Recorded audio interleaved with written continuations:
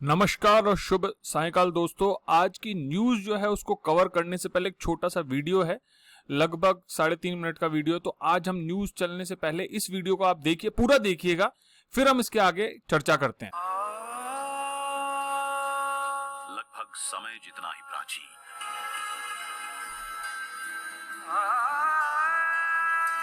सूर्य जितना ही तेजस्वी और आकाश जितना ही विशाल, हमारे भारत देश का इतिहास।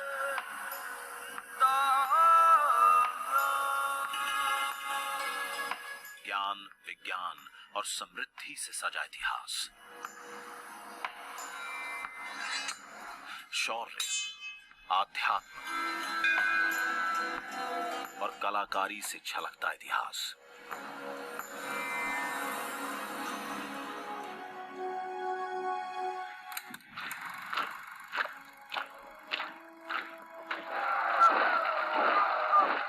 अंग्रेजी हुकूमत ने देश को बेड़ियां पहनाई।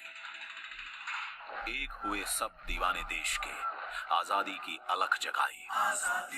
लाठी ऐनक वाले ने सत्याग्रह अनोखा छेड़ा। अनगिनत बलिदानों के बाद ये देश विदेशियों ने छोड़ा।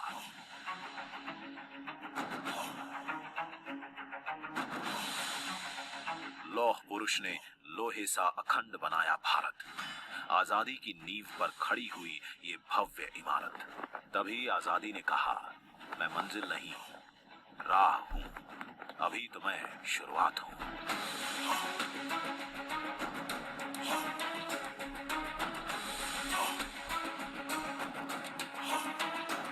आधुनिक भारत के शिल्पियों ने दिशा दिखाई। उनके एक एक कदम के साथ देश ने एक छलांग लगाई। सपेरों का देश जिसे कहते थे, वही पहले प्रयास में मंगल तक पहुंचा। मेक इन इंडिया, इन 3 शब्दों ने दुनिया में हमारा नाम किया ऊंचा। आज हर घर में बिजली है, हर हाथ में मोबाइल फोन है, हर जेब में डिजिटल पहचान, हर खाते में डायरेक्ट बेनिफिट, हर रसोई में स्वच्छ ईंधन और हर आवास में इज्जत घर है। स्वच्छता और योग नए भारत के संस्कार हैं। वसुधैव कुटुंबकम, पूरा विश्व हमारा परिवार है। अंग्रेज कहकर गए थे, हमारे जाने के बाद देश तुम्हारा बिखर जाएगा। नहीं सोचा था उन्होंने कि भारत विश्व के सबसे विशाल लोकतंत्र के रूप में निखर जाएगा। आज भारत एक है, अखंड है और सबसे तेजी से आगे बढ़ती अर्थव्यवस्था है। आत्मनिर्भर भारत ये एक प्रकार से शब्द नहीं, ये आज 130 करोड़ देशवासियों के लिए मंत्र बन गया है।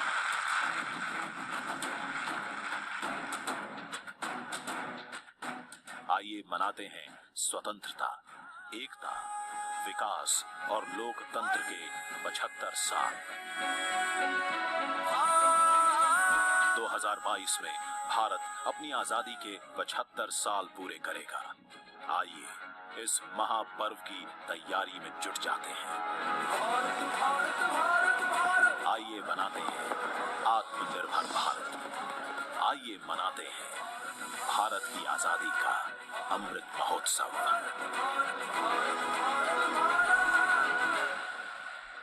हजारों जो देशवासी थे, फ्रीडम फाइटर्स थे, उन्होंने बहुत मेहनत करके अपने प्राण निछावर कर दिए और इस देश को आजाद कराया। चाचा नेहरू की बात करूं या सरदार वल्लभ भाई पटेल की बात करूं या मौलाना आजाद की बात करूं, दुनिया भर के लोग थे। खान अब्दुल गफ्फार खान की बात करूं या मैं बात करूं पिल्लई साहब की, या मैं बात करूं राजा राममोहन राय की या स्वामी विवेकानंद की, बहुत सारे लोग थे जिन्होंने देश को आजाद कराने में किसी ना किसी रूप में अपना बहुत बड़ा योगदान दिया और आज हम आजाद हैं। और इस वीडियो की एक लाइन बहुत ज्यादा अच्छी लगी कि आजादी मंजिल नहीं, आजादी राह है। आजादी वो रास्ता है जो हमें अपने सपनों को पूरा करने में सफल बनाएगा।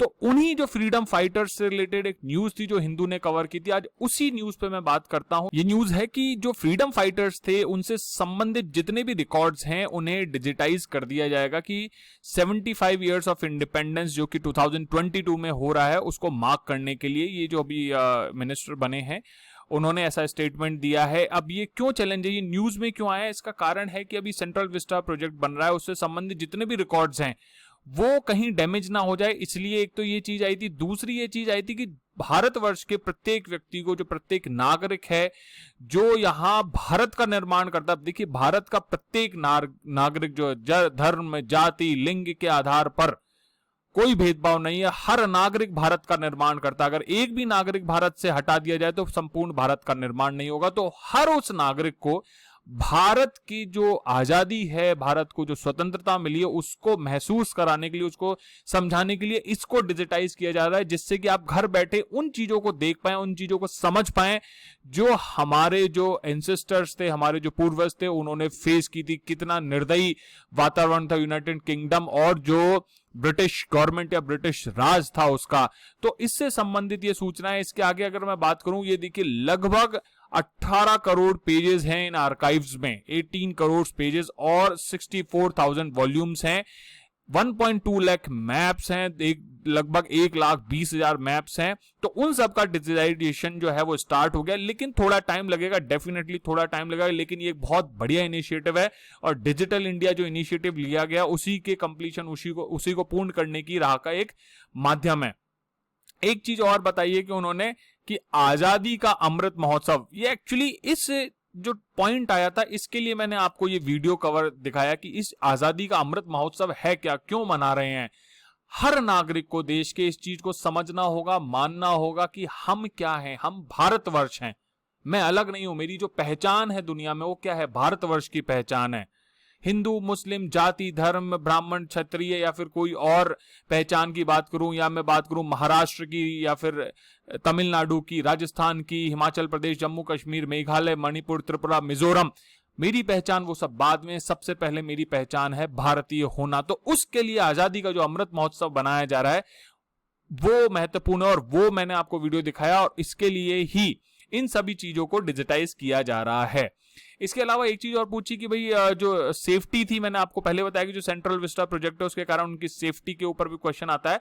तो उन्होंने कहा precaution will be taken for each page. देखिए कितने पेजेस हैं, मैं आपको वापस से दिखाता हूं कि 18 करोड़ पेजेस हैं और उन्होंने शब्द पे फोकस किया कि ईच पेज का ध्यान रखा जाएगा, उसका प्रिकॉशन रखा जाएगा कि उसको ध्यान से रखा जाए। एक चीज और था, साथ ही साथ इस पे मैं एक वीडियो बनाना चाहूंगा भविष्य में कि जो सेकेंड वेव के बाद में पेंडेमिक जो चल रही है उसमें टूरिस्ट स्पॉट्स पे जो क्राउड्स गैदरिंग हो रही है उसके बारे में सेंट्रल गवर्नमेंट के एक मिनिस्टर है, उनसे सवाल पूछा गया कि इसका क्या करेंगे। तो मिस्टर रेड्डी जो हमारे मिनिस्टर, उन्होंने कहा कि state governments responsibilities to impose the protocol. ठीक है, बिल्कुल बात सही है और इसको समझना भी होगा हमारे फेडरल स्ट्रक्चर पे। इस पे कई सारे सवाल और पॉलिटिकल आर्ग्यूमेंट्स आ सकते हैं, उस पर मैं चर्चा नहीं करूंगा, लेकिन मैंने एक चीज बताई कि फेडरल स्ट्रक्चर में ये कार्य राज्य के द्वारा लॉ एंड ऑर्डर मेंटेन करना राज्य का कार्य है। इसके साथ साथ मैं दिखा देता हूं कि अमृत महोत्सव की वेबसाइट है, ये आजादी का अमृत महोत्सव उसकी वेबसाइट है, हम देख सकते हैं, जो कि 75 weeks prior to Independence Day 2022 and ending up to Independence Day 2023। 75 सप्ताह की एक कहानी है पूरी जो 2023 में समाप्त होगी। इसके ऑब्जेक्टिव्स मैं आपको बता देता हूं कि इसके मेनली 7 ऑब्जेक्टिव है। एक तो सिटीजन कैंपेन है कि भाई हर व्यक्ति, हर नागरिक जो है उसकी भागीदारी होनी चाहिए, कोई धन नहीं लगने वाला है, पीपल इंटेंसिव है, लोगों की भागीदारी सबसे ज्यादा इंपॉर्टेंट है। एक भारत श्रेष्ठ भारत एक स्कीम है जिसको मैं पहले भी एक बार डिस्कस कर चुका हूं। हर राज्य और हर भाषा की चिंता की गई। देखिए यही है सांस्कृतिक समामेलन। एक रूपता अच्छी बात नहीं, लेकिन संस्कृति में सभी लोग जब अपनी अपनी भागीदारी करें, सौहार्द के साथ रहें, संभाव की बात करें, that is the concept of every state and every language. हर राज्य, हर भाषा का सम्मान है।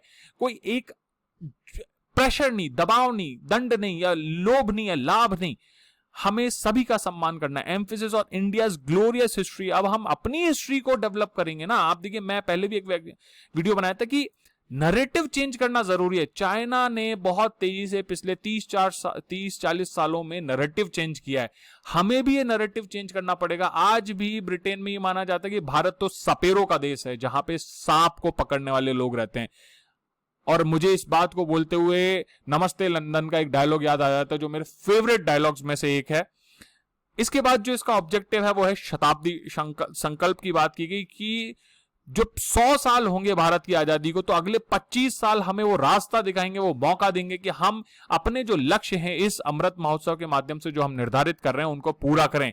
इसके साथ साथ वर्तमान समय में और पिछले 70 सालों में भारत ने क्या डेवलपमेंट किया उसकी भी चर्चा की गई है। ग्लोबल आउटरीच, जैसे कि अगर योग दिवस की बात करूं, वो ग्लोबल आउटरीच का एक एग्जांपल है। उसके अलावा कोविड-19 में वैक्सीन की हेल्प करना, ये सब ग्लोबल आउटरीच के उदाहरण, और भारत की महत्ता बढ़ रही है।